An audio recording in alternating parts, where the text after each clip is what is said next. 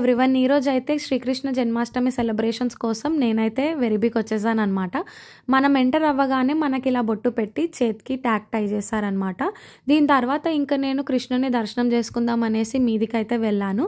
మీదికి వెళ్ళేసరికి ఇలా కృష్ణునికి అభిషేకం చేస్తున్నారనమాట. సో అభిషేకం కంప్లీట్ అయ్యేంత వరకు నేను ఇక్కడే ఉన్నా. అండ్ దీని తర్వాత కృష్ణుని దర్శనం కోసం వెళ్ళా.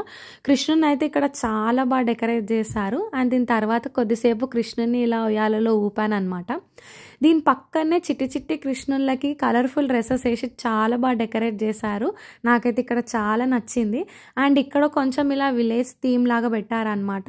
ఆల్సో మీరు ఇక్కడ చూడొచ్చు, ఇక్కడైతే మనకి జగన్నాథుడు, బలరాముడు ఇంకా సుభద్ర ఉన్నారనమాట.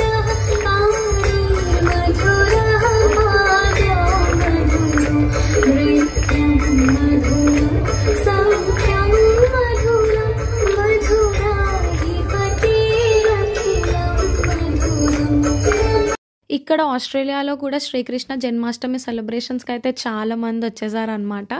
నేనైతే కొద్దిసేపు సేవ చేద్దాం అనేసి ఫుడ్ సర్వ్ చేశాను. సో ఇక్కడ మనం ఫుడ్ సర్వ్ చేయాలంటే ఫస్ట్ ఒక 2 hours స్లాట్ అలా మనం బుక్ చేసుకోవాలి.